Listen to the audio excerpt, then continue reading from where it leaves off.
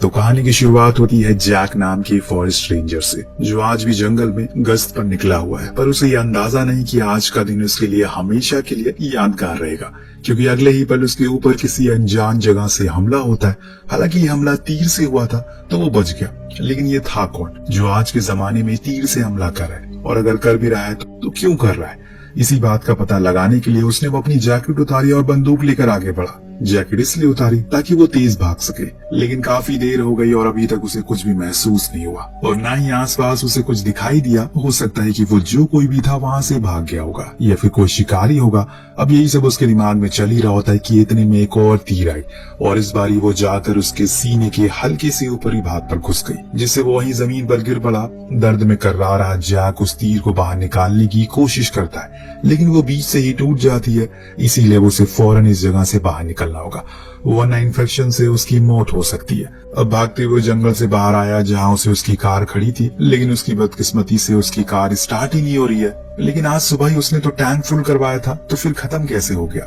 क्या ये उस शिकारी की चाल है? खैर अभी ये सब सोचने का समय नहीं है उसके पास, क्योंकि खून तेजी से बह रहा है। इस वजह से उसने पैदल का रास्ता चुना और जिस दौरान उसकी नजर झाड़ियों में खड़ी एक कार पर पड़ी। हो सकता है कि ये उसी अनजान व्यक्ति की हो जिसने उसे जान से मारने की कोशिश की। तो उसने उस पर एक मार्क बना दिया और फौरन घर को आ गया। काफी दर्द भरे एहसास के साथ उसने उस तीर को बाहर निकाला, जो देखने में काफी पुराने समय का लग रहा था। आज के समय में ऐसे एरो नहीं बनते। अब आपको लग रहा होगा कि जैक हमेशा से एनिमल लवर रहा है, पर ऐसा नहीं है। पहले वो खुद भी एक जमाने में शिकारी था जिसकी पूरी टाउन में चर्चा थी, पर उसकी बेटी अलीना को उसका ये काम पसंद नहीं था और यही वजह है कि उसने ये काम छोड़ दिया। दरअसल एक दिन जब वो अपनी बेटी के साथ कहीं से लौट रहा था तो वो कुछ सामान लेने के लिए उतरा, और जब वापस आया तो उसकी बेटी अचानक कहीं गायब हो गई। आज पूरे 5 साल होने को आ गए हैं और आज भी वो उसे मिसिंग पोस्टर लगाता रहता है। लेकिन उस गम को बुलाने के लिए उसने शराब का सहारा लिया, जो इतनी ज्यादा हो गई कि उसकी बीवी तक उसे छोड़कर चली गई, और इसीलिए अब वो अकेले ही रहता है। अपनी बेटी के लिए फॉरेस्ट रेंजर बन गया ताकि जानवरों को बचा सके जैसे वो चाहती थी। उसने आधे से ज्यादा जंगल में कैमरास लगा रखे हैं, जिसकी मदद से वो घर बैठे ही सारी चीजों पर निगरानी रखता है। तो वही दूसरी ओर हम टाउन के न्यू शेरिफ एलिजाबेथ को देखते हैं, जो पुलिस इंचार्ज कार्ल के पास जाती है और अपने भाई क्रूम को छुड़ाने के लिए, जिसे एक अबैंडन फैक्ट्री से पकड़ा गया है, जहाँ पर उसने 2 नंबरी काम किए होते हैं। अब यहाँ पर एलिजाबेथ की पोस्ट के कारण उसे छोड़ दिया जाता है, बस एक वार्निंग देकर। पर वापस जाते समय वो अपने भाई से पूछती है क्या उसने किसी को मारा है, तो वो बताता है कि नहीं, बल्कि उसे तो फैक्ट्री में काम करने वाले आदमियों ने मारा है, क्योंकि उन्हें पता चल गया था कि मैं किसका भाई हूँ। अब एलिजाबेथ उसे वहाँ से जाने से मना करती है, पर वो कोई जवाब नहीं देता। इस बीच उसके पास एक कॉल आई, एक नदी किनारे लाश मिली है, इसीलिए वो उस जगह के लिए निकल गई। इधर जैक के पास उसकी एक्स वाइफ आती है, जो चाहती है कि वो अपनी बेटी का फ्यूनरल कर दे, क्योंकि वो दोबारा माँ बनने वाली है और वो नहीं चाहती कि किसी भी बुरे अतीत के साथ उसके आने वाले बच्चे पर असर पड़े। लेकिन जैक मना करता है उन पेपर पर साइन करने के लिए, क्योंकि उसे अभी भी लग रहा है कि उसकी बेटी जिंदा है। और जब उसकी बीवी ने देखा कि वो अभी भी नशे में है, तो वो वहां से ये कहकर चली गई कि 2 हफ्ते बाद उसका फ्यूनरल है, हो सके तो आ जाना। अब सीन शिफ्ट होकर पहुंचता है उसी क्राइम सीन पर, जहाँ पर सभी पुलिस वाले उस लड़की की लाश को काफी बारीकी से देख रहे थे, लेकिन उन्हें कोई सबूत नहीं मिलता जिससे शिनाख्त हो सके कि इसका खून कैसे हुआ। तभी एलिजाबेथ के उसके गले पर चोट के निशान मिलते हैं। वो थोड़ा पुराना था, हो सकता है कि किसी के बदले की आग ने इसकी जान ले ली हो। और इसके बाद ये लोग आसपास की जगहों वाले इलाकों से खोजबीन करते हैं। इन्हें कुछ खून के निशान मिले, जिसका मतलब ये था कि ये काफी टाइम से घायल थी और जिंदा रहने की कोशिश में लगी थी, लेकिन वो खुद को ज्यादा देर जिंदा रख नहीं पाई। वहां से एक छिले हुए पेड़ पर एक टूटी हुई एरो दिखी, जिसे इन्होंने फोरेंसिक के लिए अपने पास रख लिया।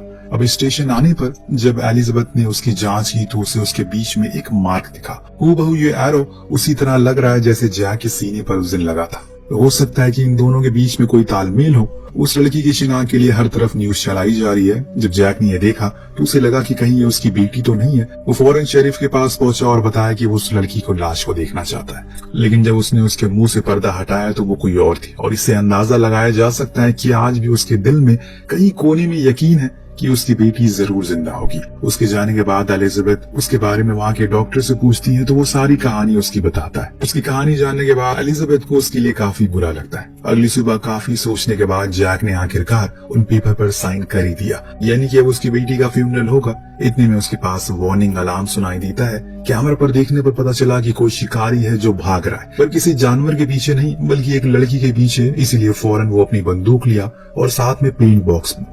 ऐसा क्यों, वो आपको कुछ देर में पता लग जाएगा। वो उसी जगह पर पहुंचा जहां पर पहले हमला हुआ था और आज भी वही घटना दोबारा होती है, लेकिन आज वो पूरी तैयारी के साथ आया था। उसने हवा में पेंट उछाला और उस पर शूट कर दिया, जिससे पूरा पेंट नीचे गिर गया और इसमें वो शिकारी उसे देखने भी लगता है क्योंकि उसमें वो लाल रंग लग चुका था, पर उसके बावजूद भी वो उसे पकड़ नहीं पाता और इस बात से उसे काफी गुस्सा आता है क्योंकि आज उसके पास एक अच्छा मौका था और इतनी में उसे वही लड़की मिली जिसके पीछे ये भाग रहा था। वो घायल थी, उसके गले पर वही सेम निशान थे जैसे उस लड़की की लाश पर थे। अब जैक उसे उठाकर काफी सेफ जगह ले जाने लगता है तो इधर शेरिफ अब उस एरो को लेकर एक खास शख्स के पास जाती है जो इन चीजों की काफी जानकारी रखता है। उसने बताया कि एटलस नाम का एरो है जो एंशिएंट टाइम पर जंग के दौरान इस्तेमाल किया जाता था, लेकिन अब इसे गैर कानूनी बोलकर बंद कर दिया गया क्योंकि इसे मौत हो सकती है। लेकिन हाँ, एक शख्स है जो इसे बनाता है अभी भी। सब उसे सैम कहकर पुकारते हैं। अब ये नाम सुनकर एलिजाबेथ को अपने भाई याद आता है। वो कैसे, मैं आपको बताता हूँ। जिस फैक्ट्री में उसे पकड़ा गया था पुलिस ने, वो असल में सैम ही कंट्रोल करता है और सारे गलत काम वहाँ जवान लड़कों से वही करवाता है। इसीलिए एलिजाबेथ उसी फैक्ट्री की तरफ निकल पड़ती है, लेकिन वहाँ पर उसे वो कहीं नहीं दिखा। लेकिन पैटी नाम की लड़की ने उसे चुपके से बता दिया कि वो कहाँ मिलेगा, लेकिन उस एड्रेस पर जाने पर भी वो उसे नहीं मिलता। लेकिन हम एलिजाबेथ को कुछ सामान मिल गया जिनकी मदद से एटलस एरो को बनाया गया था। तभी घर में कोई आ गया। ये असल में उसी का साथी था जो उसे बताता है कि एक और लड़की की मिसिंग रिपोर्ट दर्ज की गई है, जो असल में कोई और नहीं बल्कि वही है जो अभी जैक के साथ।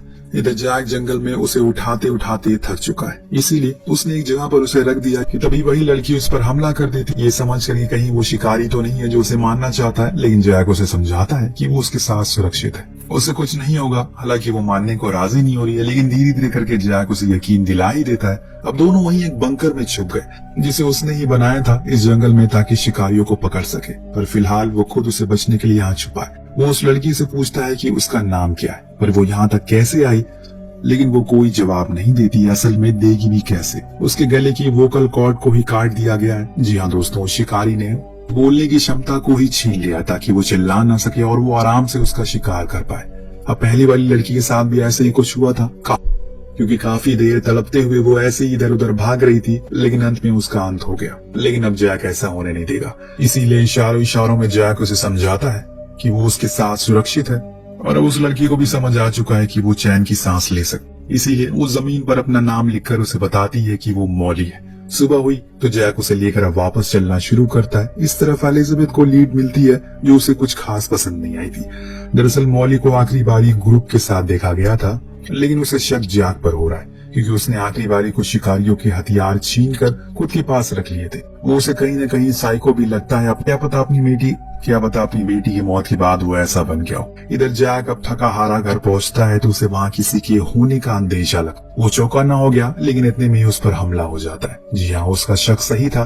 घर में कोई पहले से मौजूद था जो कोई और नहीं बल्कि वही शिकारी था जो अपने एरो से उस पर हमला करता। लेकिन जैक भी उसे लड़ाई में कम नहीं था, लेकिन वो थका हुआ है और वो घायल भी है, इसलिए ज्यादा देर वो उसे रोक नहीं सका, जिससे वो अपने मकसद में सफल हो गया और मॉली के पीठ में एरो घुसाकर उसे मार देता है। ये देखकर जैक बुरी तरह से टूट जाता है क्योंकि वो उसकी जान नहीं बचा पाया। लेकिन ये सब यही खत्म नहीं होता।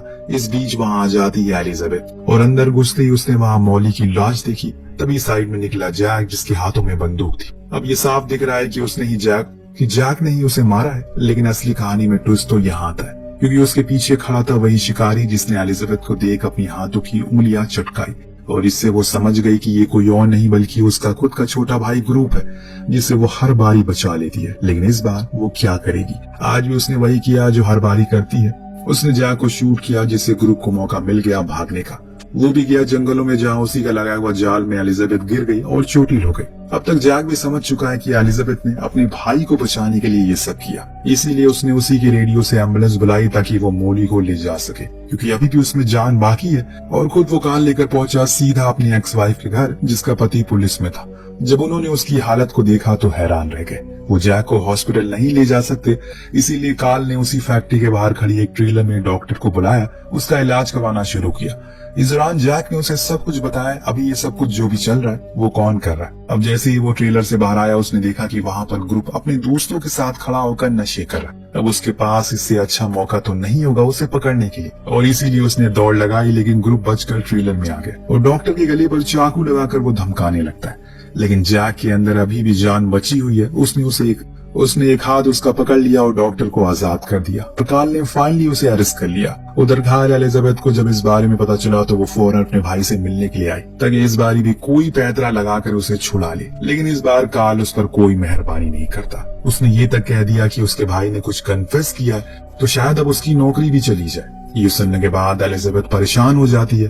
देन ग्रुप इन लोगों को लेकर एक लोकेशन पर जाता है जहां उसने सैम को कैद करके रखा था। जी हाँ, उसी फैक्ट्री का मालिक जिसने ग्रुप पर बहुत अत्याचार किए। इसी का बदला लेने के लिए उसने उसे कैद किया। यानी कि जो शिकारी है ये सब कर रहा है वो कोई और ही है जिसने एलिजाबेथ को ही बेवकूफ बना दिया। अब ये बात जानने के बाद ये लोग सीधा सैम के पास गए और पूछा कि ये आरोप क्या है, क्या उसने बनाई है।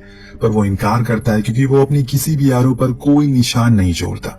ये किसी और का काम है। ये जानने के बाद ये लोग चिंतित हो जाते हैं क्योंकि अभी भी इन्हें शिकारी नहीं मिला है। जैक ने अब अपना बयान बदल दिया है जिसलिए एलिजाबेथ की जॉब बच जाती है। उसे पता चल गया है कि ग्रुप ने ये सब नहीं किया तो अब मॉली भी बच चुकी है।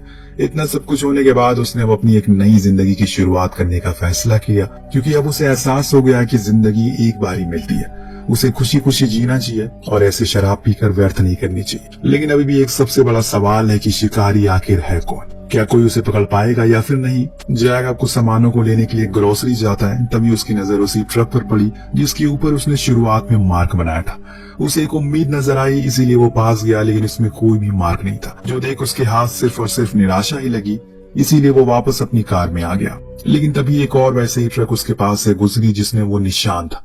इस बारी वो कंफर्म था और बस खड़ा रहा कि किसी भी समय उसके ड्राइवर पर हमला कर दे। लेकिन उसमें से तो एक बूढ़ा शख्स बाहर आता है। जो देख उसने उससे पूछा क्या उनका कोई बेटा है, पर वो इनकार करते हैं ये कहकर कि वो अकेले ही रहते हैं और इस ट्रक के मालिक वही है। तो जैक ने उनसे झूठ कहा कि असल में इस ट्रक के ड्राइवर ने एक बारी उसकी मदद की। वो उसे शुक्रिया कहना चाहता है। तब वो बूढ़ा आदमी उसे बताता है कि कभी कभी मेरा पड़ोसी इस ट्रक को लेकर जाता रहता है। ये सुनते ही वो उसके पड़ोसी के घर गया और घर पर कोई नहीं था। उसने लॉक तोड़ा और अंदर घुसा। घर में रखी चीजों से पता चल गया कि ये जरूरी किसी शिकारी का घर होगा। लेकिन इससे भी भयानक था जब वो नीचे बेसमेंट में गया जहाँ पर न जाने कितनी लड़कियों की मिसिंग पोस्टर चिपके हुए थे और एक कोने में उसकी बेटी का भी पोस्टर था। थोड़ा और आगे गया तो वहाँ एक ऑपरेशन रूम, उस दौरान वो एक लड़की लेटी थी जिसके वोकल कॉर्ड निकले हुए थे। और ये देख अब जैक को यकीन हो जाता और ये सब जो भी कर रहा है वो इसी घर का मालिक है। पर इससे आगे वो कुछ और सोच पाता तभी उस पर हमला होता है। वो हमला करने वाला शख्स असल में दोस्तों वही डॉक्टर था जिसे कार्ल ने बुलाया था जैक का इलाज करने के लिए उस ट्रेलर में। जी हाँ, यही इस कहानी का विलेन है। अब सीन शिफ्ट होकर पहुंचता है एलिजाबेथ पर जो मॉली से मिलने के लिए आई थी, जिसका इलाज डॉक्टर बूम ही कर रहा है। पर वहाँ उस समय नहीं था वो। पर एलिजाबेथ को वहाँ डॉक्टर और उसकी बेटी की फोटो दिखी। लेकिन अब एलिजाबेथ को वहाँ पर डॉक्टर और उसकी बेटी की फोटो दिखती है जिसके बारे में नर्स ने बताया कि सालों पहले उनकी बेटी एक ड्रंक ड्राइवर केस में कुचलकर मारी गई और उनकी बेटी का नाम मेलिसा था। बूम यानी कि एमबी, वही सेम लोगो जो हम शुरुआत में सभी एरोस पर देखते हुए आ रहे हैं।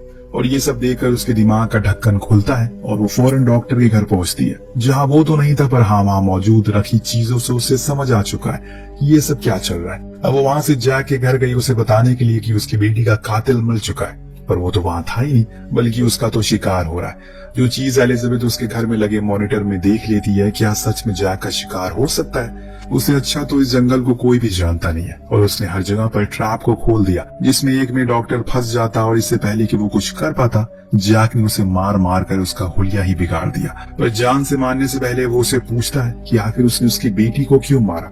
डॉक्टर एक बहुत ही अजीब सा जवाब देता है जो किसी भी समझ के परे है। उसका कहना था कि उसके पिता यानी कि वो शराबी था और उसे शराब पीने वालों से सख्त नफरत है क्योंकि एक शराबी ने उसकी बेटी की जान ली, इसीलिए वो सभी शराबियों से बदला लेता है। उसकी ये बात सुनकर अब जैक उसे पूरी तरह से मार देता है। पर तभी वहाँ एलिजाबेथ आ जाती है जिसने कहा कि उसे पुलिस के हवाले कर दो। पर जैक को पता है कि पुलिस कुछ नहीं करेगी, उसे ही उसे सजा देना होगा। इसीलिए उसने खाई में उसे नीचे फेंक कर पूरा किस्सा खत्म कर दिया। अब एलिजाबेथ भी कुछ नहीं कर पाई क्योंकि शायद उसे भी पता है कि ऐसे लोगों के साथ ऐसा ही होना चाहिए। अब जैक ने टाउन के हर जगह से अपनी बेटी का पोस्टर हटा दिया क्योंकि अब उन्होंने उसका फ्यूनरल कर दिया है। उधर एलिजाबेथ ने उस फैक्ट्री को तोड़कर गिरवा दिया है ताकि उसके भाई की तरह और जैसे जवान लोग की जिंदगी बर्बाद ना हो। इसी के साथ ये कहानी यहीं पर समाप्त होती है। आपको कहानी कैसी लगी हमें कमेंट करके जरूर बताइएगा। मिलते हैं अगली वीडियो में। Thank you so much watching. Piece.